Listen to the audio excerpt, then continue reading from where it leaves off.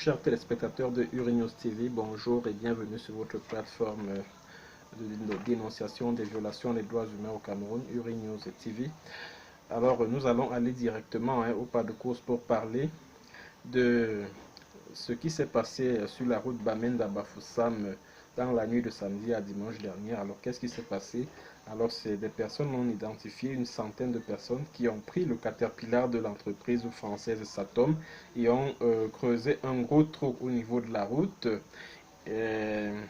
Ont non seulement creusé un gros trou au niveau de la route, mais aussi ont vandalisé des bus de l'agence de voyage Amour Maison. Et tout de suite, des voix se sont élevées pour parler de terrorisme, pour parler des actes de vandalisme, les actes de banditisme, et les séparatistes, entre guillemets, que moi j'appelle indépendantistes anglophones, ont été accusés d'avoir perpétré un tel coup. Vous savez, le régime de Paul Biya est un régime diabolique. C'est un régime qui sait manipuler les Camerounais, qui sait jouer avec les sentiments des Camerounais, qui sait jouer avec l'opinion internationale.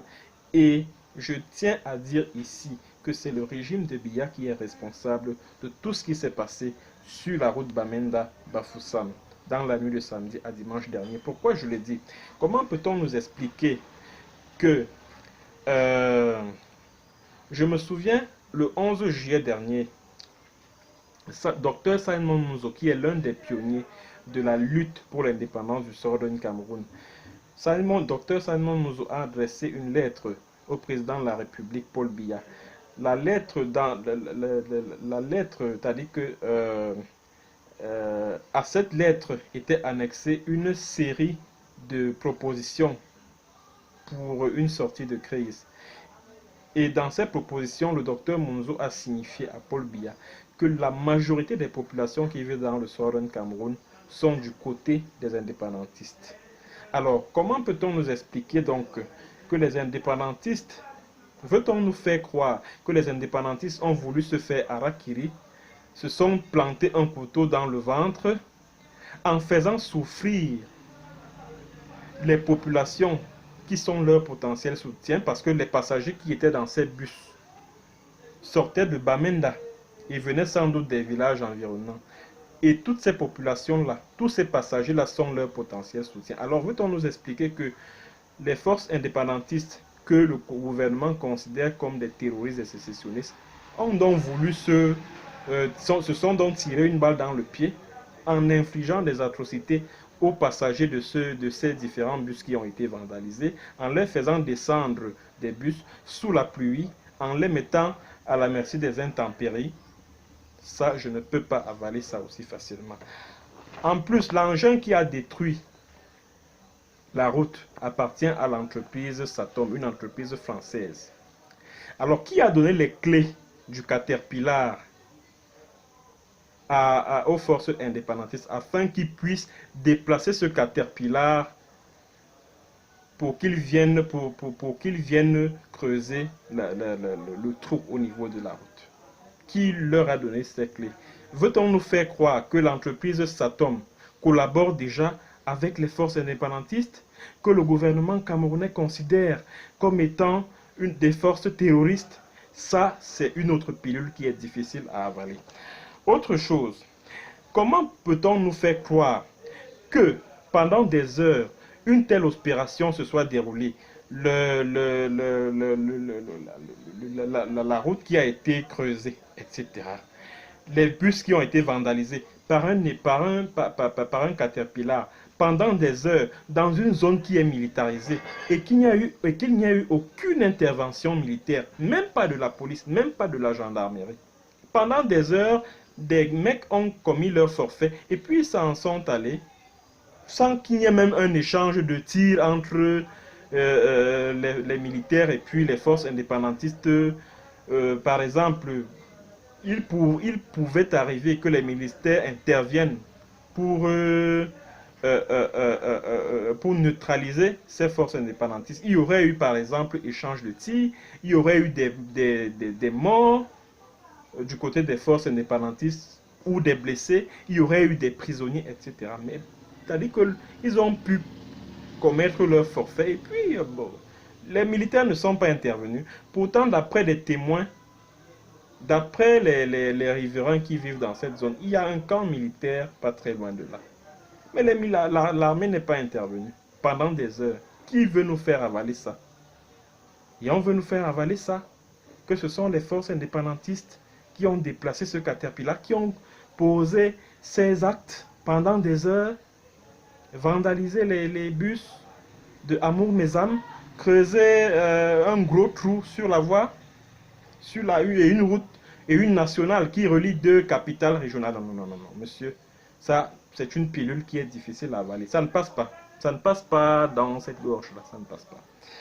Alors, en plus, l'opération a eu lieu entre samedi et dimanche. Or, les jours de ville morte, de Ghost Town, dans le Southern Cameroun, c'est les lundis.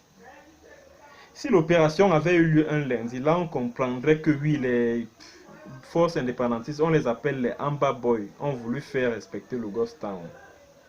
Mais là, l'opération a eu lieu de samedi à dimanche. Donc on veut nous faire croire que ils ont saboté cette route-là pour vouloir prouver. Qu'est-ce qui explique que l'opération ait eu lieu dans la nuit de samedi à dimanche? Voilà une autre question qui m'amène à douter de la version que l'on veut nous faire avaler. Alors, l'agence Amour Mesam appartient à un homme d'affaires bamileke. Pourtant, les indépendantistes ne cessent de dire que les Bamileke qui vivent dans le sol d'un Cameroun, sur leur territoire, sont leurs frères. Les francophones sont leurs frères. Ils n'ont aucun problème avec les francophones, ils n'ont aucun problème avec les Bamileke. Ils ont un problème avec l'administration. Avec l'administration. Alors, pourquoi saboter donc les bus de Amour Mesam et uniquement les bus de l'Amour Mesam et pas un autre véhicule? Et pas un autre véhicule. Ça veut simplement dire que le pouvoir de Yaoundé veut monter les anglophones contre les francophones. C'est une stratégie. Et ce n'est pas à négliger ça. En plus, remarquez également que il y a quelques semaines, l'entreprise Satom a été victime de l'incendie de certains de ses engins à Mile 7 parce que la route a été creusée du côté de Mile 9 à Akoum. Maintenant, leurs installations se trouvent à Mile 7 à Akoum. Et maintenant, il y a 2 semaines ou 2 ou 3 semaines, je crois, des individus non identifiés sont allés brûler les engins là-bas. Alors, veut-on nous faire croire que l'entreprise, parce que le ministre, le gouverneur de la zone nord, du Southern Cameroun, Lélé l'Afrique, a promis d'assurer la sécurité de cette entreprise, quelques jours après cet incident-là. Alors, veut-on nous faire croire que cette sécurité n'a pas été assurée du côté de Satom, à tel point que les Amba Boys ont pu s'introduire dans les installations de Satom, je ne sais pas, ont pris les clés, je ne sais où, du Caterpillar, et se sont mis à le conduire jusqu'au niveau de la route. Et ils ont commencé à creuser, à entailler cette route-là d'un gros trou. À creuser cette route, creuser au niveau de la route, creuser. Non, c'est une version qui ne passe pas. C'est une version qui ne passe pas. Bon, admettons même que ils ont pris en otage, parce que j'ai entendu quelqu'un dire que non, ils ont pris en otage les chargés de la sécurité. Et ils ont menacé le chauffeur, et c'est le chauffeur qui conduisait, et ils étaient à côté. D'accord, mais et après? Et après que les militaires soient intervenus, pourquoi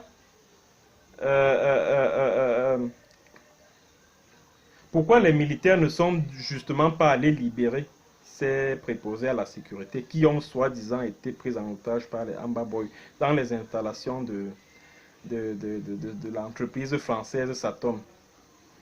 Donc, en dehors des agents de la sécurité, il n'y avait pas un policier, il n'y avait pas un gendarme, il n'y avait pas un militaire, il n'y avait personne. Ils se sont introduits comme ça et ils ont opéré pendant des heures, aucune intervention militaire. On veut nous faire avaler ça. Moi, je vais donc vous dire la vérité sur ce qui s'est passé. Et vous devez mettre ce fait-là et le rattacher à à l'attaque de certaines écoles dans le Southern Cameroun en début de semaine dernière. Des enseignants qui ont été brutalisés. Les doigts ont été coupés. Le principal du PJSS de Bafut, le visage a été complètement déchiqueté. Les élèves dont on disait qu'ils étaient en otage, alors qu'ils n'étaient pas en otage du tout, ont même témoigné dans une vidéo que j'ai partagée sur Twitter, sur mon Twitter, mon Facebook, partout. On dit que c'est la police qui a kidnappé le principal. Donc vous devez mettre tous ces faits ensemble. Et je me souviens également que le ministre qui avait écrit à John Mbakuro, le ministre anglophone là, qui avait écrit une lettre anonyme à un activiste ambazonien aux États-Unis, avait dit dans sa deuxième lettre, la lettre du 13 août dernier, il a dit que un ponte du régime a reçu l'autorisation de faire entrer les armes par le port de Douala pour ravitailler la police municipale de Boya, chez Patrick Ekema, et qu'une élite est en train d'armer les jeunes du côté de Bamenda. Nous étions le 13 août. Mettez tous ces faits ensemble. Vous prenez l'attaque des écoles. Vous prenez l'incident de la route Bamenda-Bafoussam. Vous vous rendez compte que tout cela est bien planifié à partir par le régime de Yaoundé. Et l'objectif, c'est quoi? Si vous prenez ce fait, vous le placez dans son contexte. Paul Biya doit se rendre le 18 septembre prochain à l'Assemblée générale des Nations Unies. Et en août dernier, il a signé un contrat avec des entreprises américaines qui font dans du lobbying.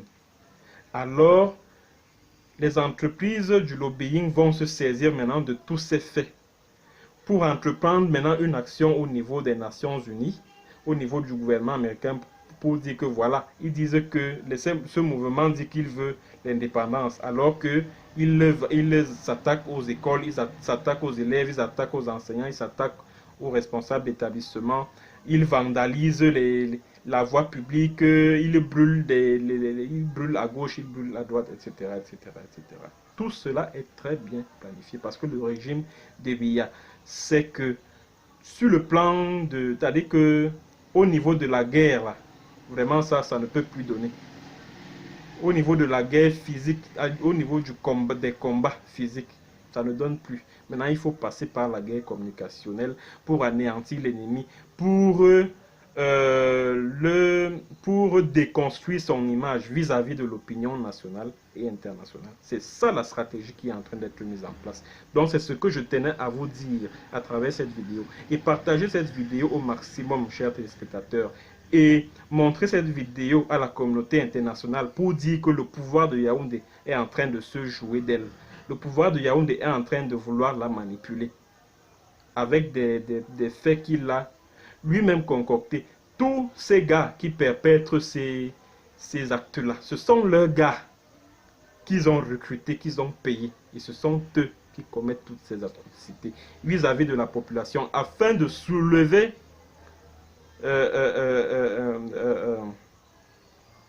de monter cette population contre les forces indépendantistes anglophones.